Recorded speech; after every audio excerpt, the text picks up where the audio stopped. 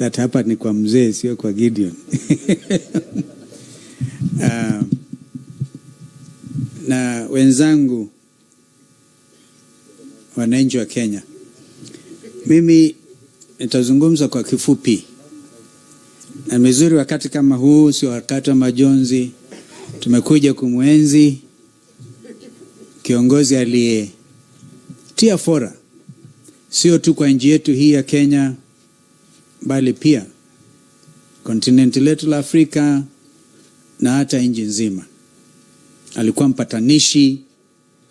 Najua hapa wengi pengine hatuwezi tukakumbuka kwamba hata nchi ya Msumbiji kule aliwatuma wakilishi wake kupatanisha watu wa Mozambique. And I know you're continuing with that tradition, Mr. President. Na hapa Afrika Mashariki, wengi hawawezi kukumbuka kwamba mimi nikiwa waziri wa mambo ya nje, Mheshimiwa Rais Mzee Moi walikuwa waelewani sana na mwenzake Kampala, Rais Yoweri Museveni. Na kuna mambo mengine wanafanya extra diplomatic. Nakumbuka Mzee Moi alikuwa na rafiki moja Mjerumani kwa jina Rudolf Decker. And alikuwa na yule mtindo wa National Prayer Breakfast. Rudolf Decker akaja akaniona mimi waziri mdogo wa mambo ya nje. Mimi sasa nikifikiri kinyuma nyuma, nadhani Mzee Moi pia alikuwa na mpangilio wake. Akamweka ndugu yangu Musalia waziri wa fedha akiwa mdogo sana, na mimi waziri wa mambo ya nje. Nakumbuka code Musalia kwa ofisi yangu. Sasa hapa kuna mtego. Kama vijana tukiangusha mzee, the youth of this country will have no claim to leadership. Lakini tulijitahidi. Huyu Rudolf Decker akazungumza, akaniuliza, what can I do for you? Akamwambia, do me a favor. Kwa sababu Museveni na Moi waelewani, mimi nakutuma tu uende muone Museveni, muulize kwa heshima achukue simu ampigie Moi. Kwa sababu hata kimila umri, heshimu tu umri. Unajua mzee mzungu alifanya hivyo. Alikuwa rafiki wa dhati wa Mzee Moi. Hiyo simu ilipopigwa, believe it or not, today we are talking about the East African community. Tumshangilie Baba Moi. Kwa sababu they took it off. Kutoka hapa kazi yangu ikawa rahisi sana. Mpaka nikaulizwa niwe the first chairperson of the Tripartite Ministerial Commission. The current Prime Minister Museveni Rugunda, hata ndugu Kikwete alikuwa hajakuwa waziri wa mambo ya nje, alikuwa Rangesera. Na mimi kukutana KICC, tukaweka juhudi, mara sio mara, muda sio muda, tukarudi Arusha. Sasa jumuiya ndio hiyo. Sasa hivi katika all public functions tunaimba nyimbo, wimbo wa taifa, vile vile wimbo wa Afrika Mashariki. Jumuiya hiyo na nyinyi Mheshimiwa Uhuru na wenzako mkadumisha. Tuwawepa heko. Kwa hivyo wakati huu wa kuzungumza kumwenzi Mzee Moi, I think it's also good now I speak a bit about what my colleagues have said. You have actually honestly tried, Mheshimiwa Uhuru. We congratulate you. We really do. Yani unatukanwa kiajabu ajabu. And you take it in stride. Hata wengine wanaokutukana, ambao wengine wanakuonea ama kukutakia mabaya, wao wenyewe wanaosema madynasty na mahasla, if I remember, kwa sababu wakati kukumbuka ama sivyo, nakumbuka mimi nilikuwa organizing secretary wa KANU. Kwa hivyo Ephraim Maina, I remember when Mzee Mudavadi gave you your certificate. You are a life member. Actually I was organizing secretary, Mzee Mudavadi was the secretary general. Alafu ikafika wakati NDP wanajiunga na KANU. Ndugu Raila huyo akaja. Nani alikuwa the main person wa kuunganisha NDP, Raila na KANU? Was huyo ndugu mwingine William Samoei Arap Ruto in the office of the president. Ukweli tuseme ama tuseme? Yani huyo ndiye alikuwa engine ya kuunganisha KANU na NDP. Na katika hali hiyo kuunganisha, mengine ajabu tokea. Kwa hivyo mimi ningekuwa ndugu William Ruto, ningemheshimu sana Rais Moi, because he made you who you are today. Lazima tuseme ukweli huu. Kwa sasa kama unashambulia kusema familia ya Moi ni dynasty, wewe ulikuwa uko ndani. In effect, you are more of a son than Gideon, if I remember. So this is it. Kwa hivyo lazima tutasema haya, lakini leo munisamee tu, msije mkaudhika kasema huyu Kalonzo sasa ameanza kuropoka. Lakini that is the whole truth. You cannot afford to antagonize your people and create class wars and radicalize the youth. Yani una radicalize wengine kiasi kwamba kijana kama Osoro anatoka kwa matanga, mheshimiwa amechaguliwa na kura, anamshambulia mwenzake akiwa kwa jukwaa, na hapa kuna jeneza. Muundo upi huyo wa kisiasa? Yani you radicalize even a member of parliament, because between huyo Osoro alikuwa radicalize, anamshambulia Harati, naye Harati ni uppercut. Maajabu haya. Kwa hivyo tuache mambo ya kuradicalize each other. Tukumbuke sisi kwanza ni Waafrika, ama sivyo? Mambo ya ajabu haya. Akaja hiyo kijana wetu, na hapa Mheshimiwa Rais naomba unisikilize. Kijana wetu anaitwa Michael Mbuvi Sonko. Kijana kutoka huko mahali mimi nimezaliwa. Na kuomba niachie kijana, amekutusi sana.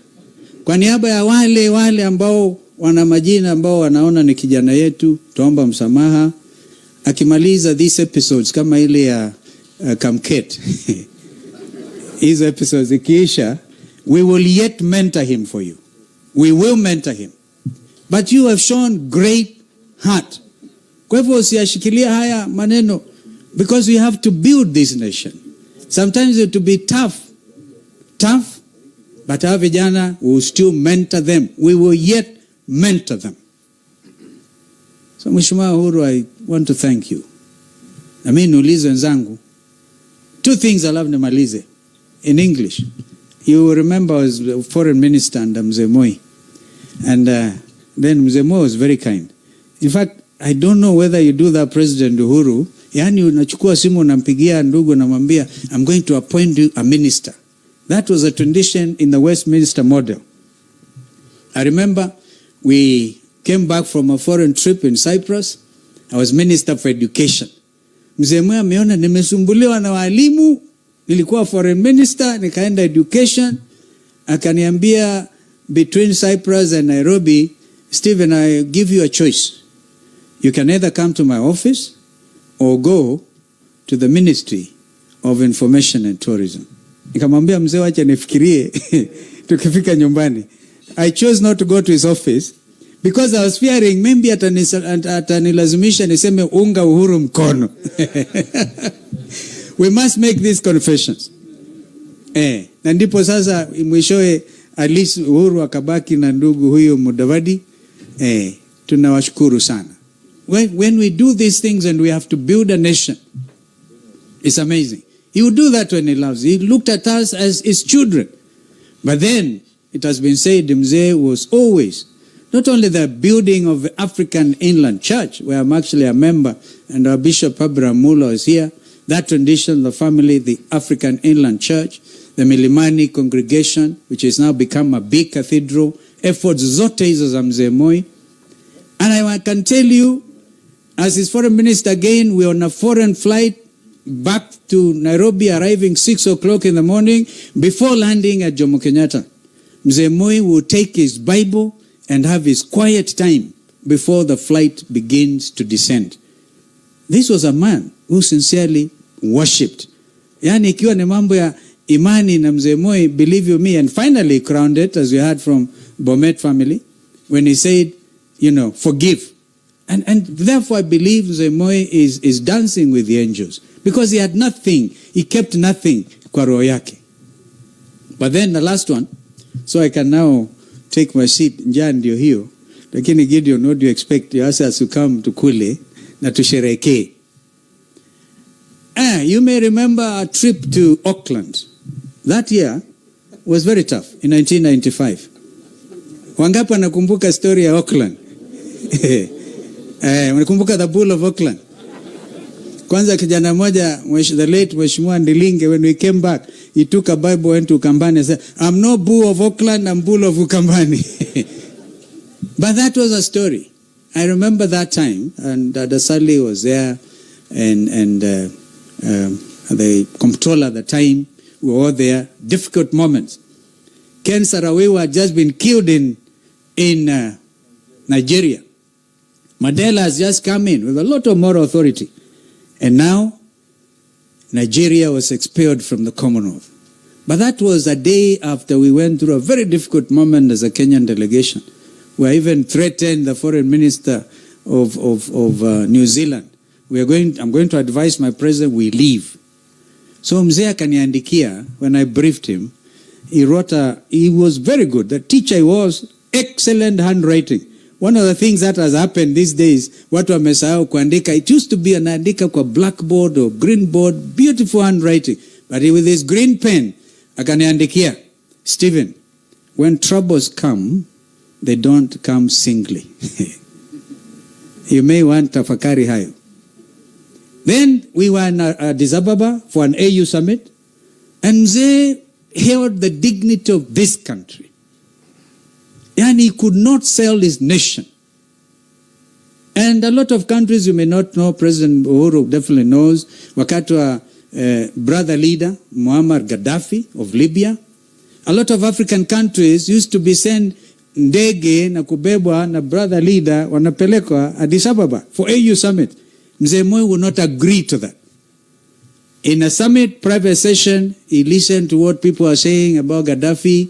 Aliheshimu kama brother leader, kiongozi mwenzake. But then mzee wrote things that are stuck in my mind. Akasema, he who pays the piper calls the tune. Now, come to think of it.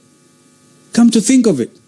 Ambao wanalipwa sasa kufuruga amani inchi yao, ni lazima wamlipe. Because he's calling the tune. He has paid the piper. And this is a matter that is serious, Mheshimiwa Rais. We are not going to do here because you kill by the sword, you die by the sword. It's biblical, as our brother there mentioned. And Mzee Moi would never shed innocent blood. And all those who even tried to say, kumwahusisha na hiki na kile, it never was true. Never true. Because I, as his foreign minister, would confide in me sometimes, very deeply. Nikaona hii sio mambo ya foreign minister, ni mtoto.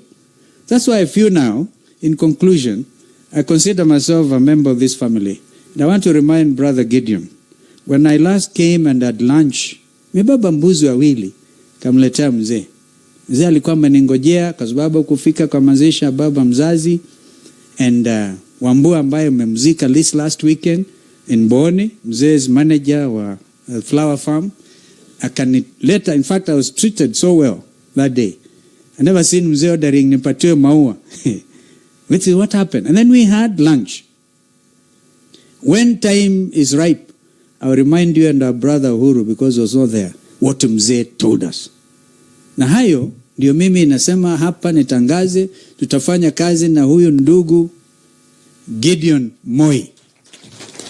Because hayo yalikuwa mapenzi ya Baba Moi. May God rest his soul in eternal peace. Amen.